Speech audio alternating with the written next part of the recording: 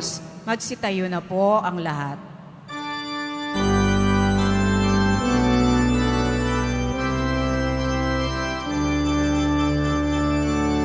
Nagpupuri kami sa'yo, Panginoong Jesucristo. Nagpupuri kami sa'yo, Panginoong Jesucristo. Purihin ang buong mahal, ang angkinyang kabutihan, mapalad ang tumatahan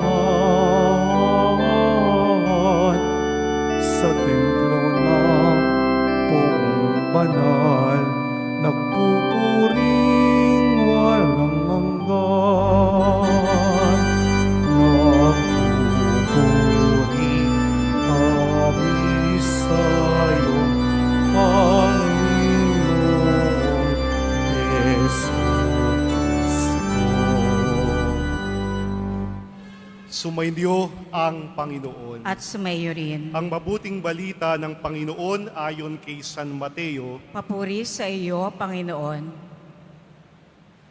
Si Jacob ang ama ni Jose na asawa ni Maria. Si Maria naman ang ina ni Jesus na tinatawag na Kristo. Ganito ang pagkapanganak kay Jesucristo. Si Maria na kaniyang ina at si Jose ay nakatakda ng pakasal. Ngunit bago sila nakasal, si Maria ay natagpuang nagdadalang tao. Ito'y sa pamamagitan ng Espiritu Santo. Isang taong matuwid itong si Jose na kanyang magiging asawa. Ngunit ayaw niyang mapahiya si Maria, kaya ipinasya niyang hiwalayin ito ng lihim. Samantalang iniisip ni Jose ito, napakita sa kanya sa panaginip ang isang anghel ng Panginoon. Sinabi nito sa kaniya, Jose, anak ni David, huwag kang matakot na tuluyang pakasalan si Maria, sapagkat siya naglihi sa pamamagitan ng Espiritu Santo. Manganganak siya ng isang lalaki, at ito'y pangangalanan mong Jesus, sapagkat siya ang magliligtas sa kaniyang bayan sa kanilang mga kasalanan. Nang magising si Jose, sinunod niya ang utos ng anghel ng Panginoon. Mga kapatid, ang mabuting balita ng Panginoon. Pinupuri ka namin, Panginoong Jesucristo. Magsiupo muna ang lahat. Isang mapagpalang gabi po sa inyong lahat. Ngayon po ay ika-19 ng Marso. At tuwing ika-19 ng Marso ay ipinagdiriwang ng simbahan, ng ating buong simbahang Katoliko, ang kapistahan ni San Jose, ang kabiyak na puso ni Maria. Pero bukod sa March 19, ay meron pang isang araw kung kailan ipinagdiriwang natin si San Jose. Kailan po ito? Mayo 1. Ito po naman ang kapistahan ni San Jose na manggagawa. May dahilan kung bakit ang ating simbahan ipinagdiriwang si San Jose. Itong si San Jose ay hindi naman mayaman. Itong si San Jose ay wala namang katungkulan sa kaniyang komunidad. Itong si San Jose ay hindi naman kilala o sikat. Pero si San Jose, ganun pa man, isang ordinaryong tao, isang kabiyak, at isang ama. At sa kanyang halimbawa, siya ang tinatawag na modelo ng Kristiyanong ama. Si San Jose ang modelo ng mga Kristiyanong ama. Tandaan po natin, hindi mayaman, hindi sikat, hindi may posisyon o katungkulan, pero naging modelo ng ating mga Kristiyanong ama, modelo ng mga magulang. Iisipin po natin, bakit? Bakit si San Jose ang naging modelo? Pagnilayan po natin ang 3 bagay tungkol kay San Jose. Una, si San Jose bilang isang anak. Si Jose ay isa ring anak. At si San Jose, naging masunuring anak ni Jesus. Si San Jose, sinunod niya ang lahat ng sinabi ng Diyos sa pamamagitan ng anghel. Kaya nga mga kapatid, upang maging isang mabuting tatay, upang maging isang mabuting ama, siya ay dapat, una, maging masunurin sa Diyos.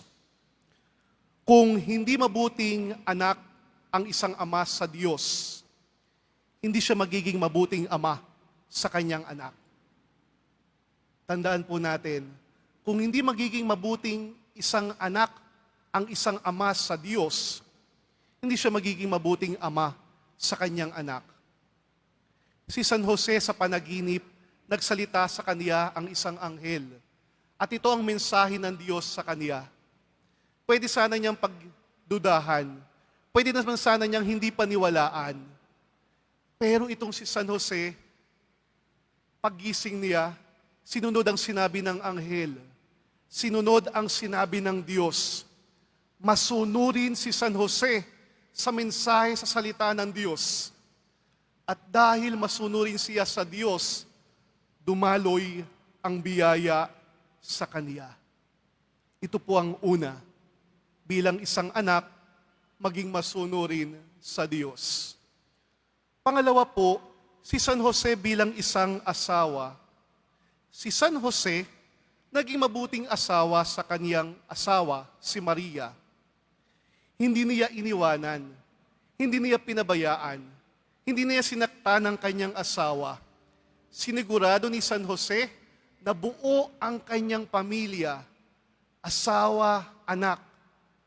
Kaya nga mga kapatid, upang maging isang mabuting tatay, upang maging isang mabuting ama, bilang isang ama ng tahanan, dapat siya ang unang nagproprotekta sa kanyang pamilya.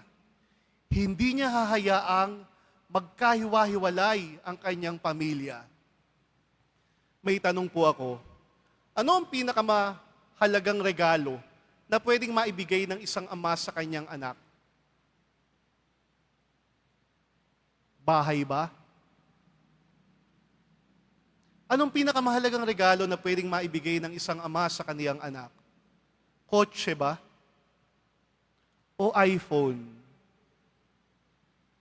Ang pinakamahalagang regalo na maaaring ibigay ng isang ama sa kanyang anak ay mahalin ng ama ang ina ng kanyang anak. Ang pinakamahalagang regalo na maibibigay ng isang ama sa kanyang anak ay mahalin ang ina ng kanyang mga anak. Itong si San Jose, pwede naman sana niyang hiwalayan na si Maria. Alam niya, walang nangyari sa kanila bilang mag-asawa. Pero dahil sa mensahe ng Diyos, sinama niya sa kanyang tahanan si Maria. Hindi niya iniwanan, nirespeto niya, inalagaan, pinrotektahan ang kanyang asawa. At dito natin makikita ang kadakilaan ni San Jose. Sa gitna ng pag-aalinlangan, sa kabila ng mga tanong sa kanyang buhay, nagawa pa rin niyang proteksyonan ang kanyang pamilya. Pangatlo, bilang isang ama. Si San Jose, dinala ang kaniyang anak na si Jesus nung sila ay lumaki sa templo at simbahan. Itong si Jose, inilapit ang kanyang pamilya sa Diyos sa pamamagitan ng pagpunta sa templo, sa simbahan. Kaya nga mga kapatid, bilang isang ama, bilang isang magulang, upang maging isang mabuting tatay, siya ang dapat una magdala ng kanyang pamilya sa simbahan. Bilang isang mabuting magulang, dinadala ang kanyang mga anak sa simbahan. Naalala ko po, nung bata pa kami, dinadala kami ng aking yumaong tatay at ng aking nanay sa simbahan. At kahit paminsan kinakailangan maagang gumising dahil may gawain na trabaho sa araw, kahit maagang maaga, ay dadaling kami ng aming tatay at nanay tuwing linggo upang magsimba. Siguro po, kung hindi kami dinadala ng magulang, kung hindi ako nadala ng magulang ko sa simbahan, baka po hindi ako naging pari ngayon.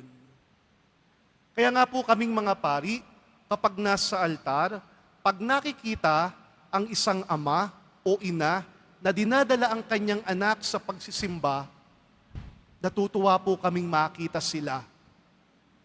Sino po sa inyo ngayon ang may kasamang anak sa kanilang pagsisimba? Pakitaas nga po kamay. Kasamang mga anak sa pagsisimba. Pwede ho bang palakpakan natin, mga magulang, mga tatay at anak na tinadala ang mga anak sa pagsisimba? Salamat po sa inyo na mga magulang, tatay at nanay na dinadala ang inyong anak sa pagsisimba. Mga kapatid, ito po ang kadakilaan ni San Jose. Bilang isang anak, masunurin siya sa Diyos. Bilang isang asawa, pinapangalagaan at pronetetektahan hindi lamang ang asawa, kundi ang buong pamilya. At bilang isang ama, dinadala ang kanyang anak sa simbahan. Sa kapistahan ngayon ni San Jose, ipagdasal po natin ang lahat ng mga tatay, ang lahat ng mga daddy, mga papa, gayon din po ang mga nanay at ang mga magulang. Nawa po sila ay magsikap matularan ang halimbawa ni San Jose. At para din sa lahat ng pamilya na nawa mapangalagaan sa pamamagitan ni San Jose, manatiling buo at nagsasama-samang lumalapit sa Diyos. Bilang panghuli po, ito rin pong misang ito ay pasasalamat sa Diyos dahil March 19 po, karamihan ng mga pari, kasama ko po, ay nagdiriwang ng aming anibersaryo bilang naordinahang mga pari. 10 taon na ang nakalipas, 4 po kaming Vincenziano ay naging pari sa Tandang Sora bilang mga Vincentian missionary. Sana po, patuloy nyo rin pong ipagdasal ang mga pari na maging tapat at maging katulad ni San Jose. San Jose, ipanalangin mo po kami. Sa ngalan ng Ama, ng Anak, at ng Espiritu Santo.